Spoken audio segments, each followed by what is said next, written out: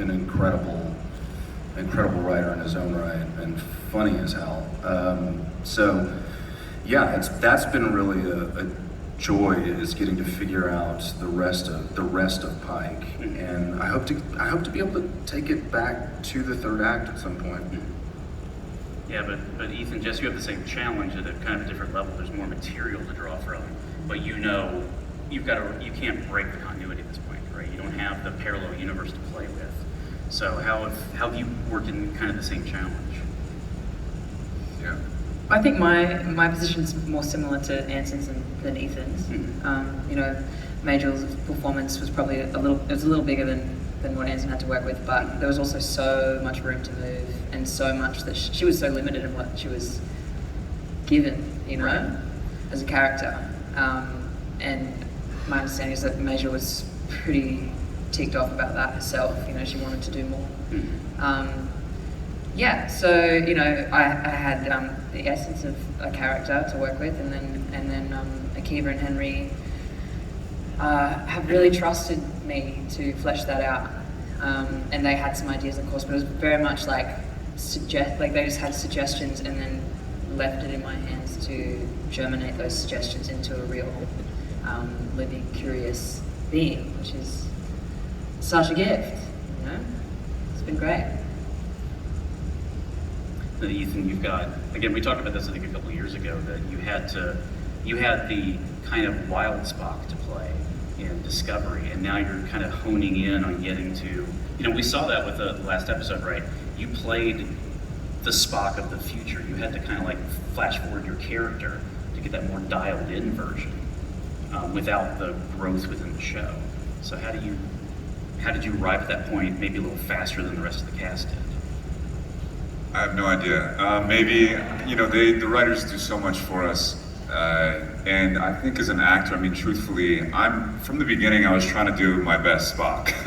And a dialogue really dictates a lot of your performance, and the tone of it and situation can determine behavior and different characters you're interacting with. And so I think as I mature as an actor, it'll take me closer to Nimoy's Spock that we see in the original series. That's kind of the best way I can answer that. Yeah. All right, another one from the crowd, please.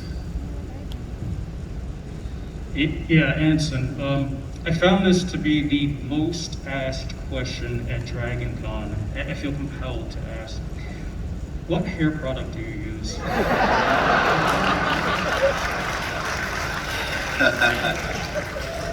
I should start my own line, shouldn't I buy it. Actually, personally, not much. That's why my hair is shorter. I hate dealing with my hair. The hair and makeup team, I don't even remember. I just know it involves a lot of hairspray. Several times a day. Is there like a period where you have to grow out the material they need to work with? Like there's a point before shooting where it's yeah. T-minus Pike, where you guys... yeah. It was the same for Bohan with the beard, you have to be mindful of how long it's going to take. And then you look like a shaggy dog when you go up to get ready in pre-production and to make you look better. Yeah.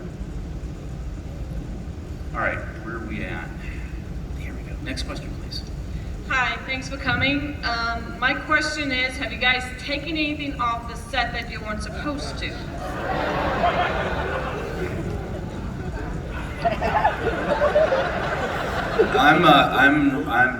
I'm terrible at that. It never occurs to me to steal. You said yesterday that you love stealing.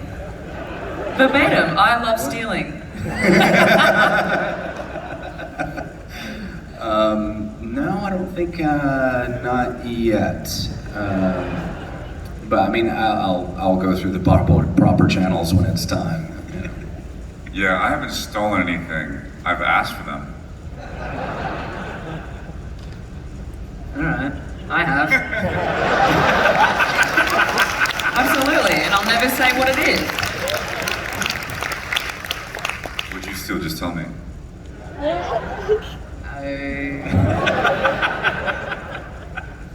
Well, they still have their job, so we have another season to look forward to. All right, our next question, please. Hi, good afternoon, and again, thank you for being here. One of the things that's made Strange New Worlds so amazing watching week after week is to see people model what decency looks like. Especially in a moment where it seems that the baseline has gotten a little hazy on that front. But what I love is that you do it in such a way that it doesn't seem heavy-handed or self-righteous, that it's genuine and visceral. And how does that inform your performance?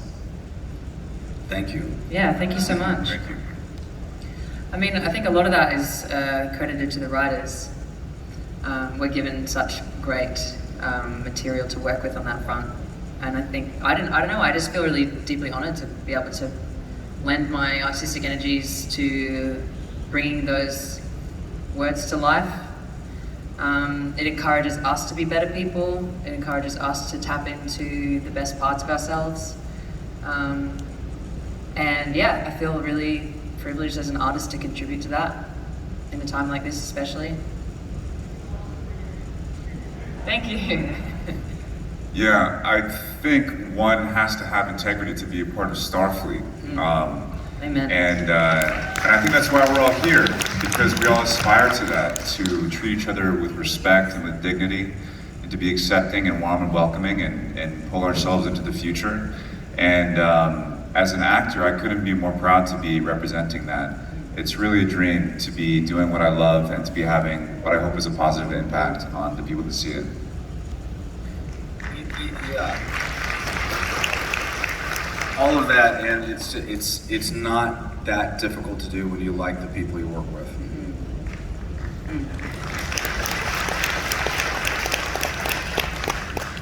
All right, we have another question lined up. This question is inspired by Pike, but directed to all of you. I love Pike dad energy on the show. So, you have a favorite dad joke, and what is it?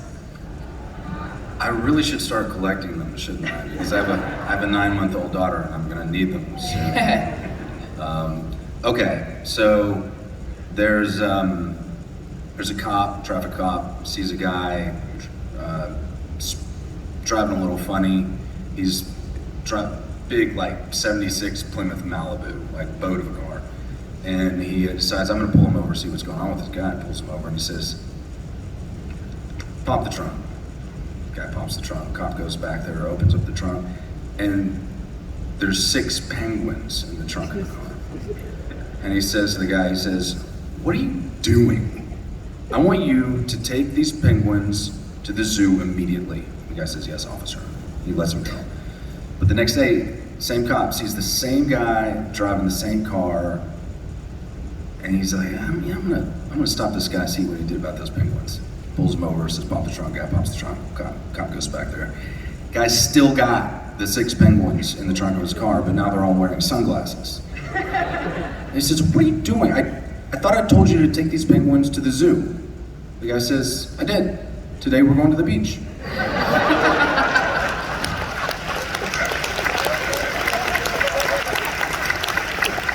I love that joke. I can't even tell you why that joke's funny.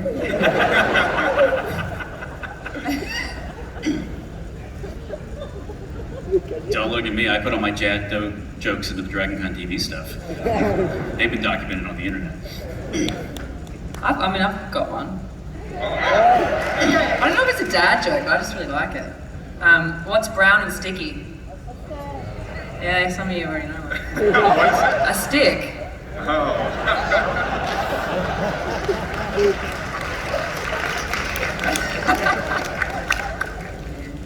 I don't have any.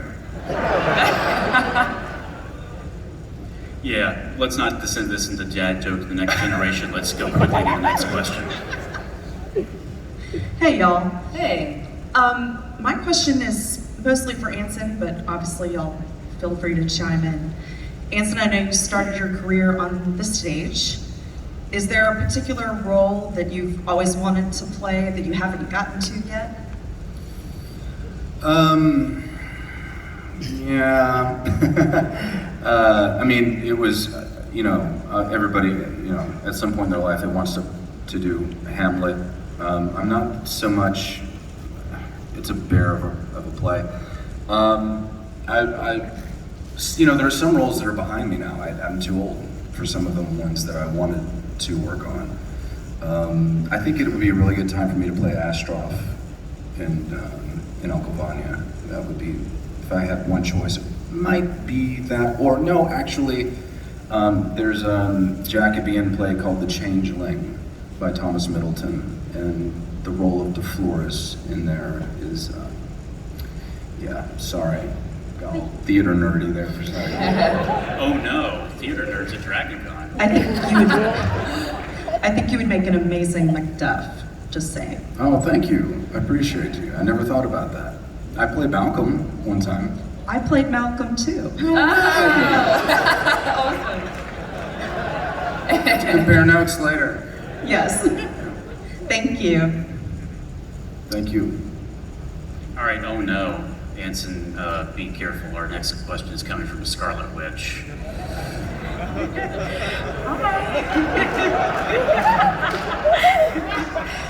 So, I grew up on what people would consider nerdy content like Star Wars and Harry Potter, but I never had my family introduce me to Star Trek.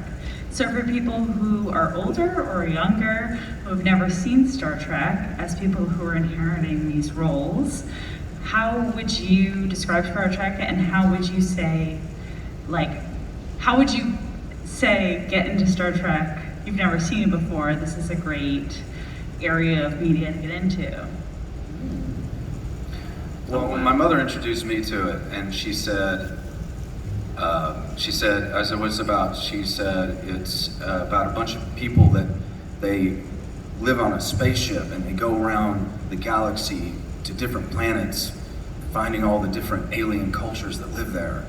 And I said, that sounds like a terrible idea for a TV show. So I don't know. I don't know. How would you?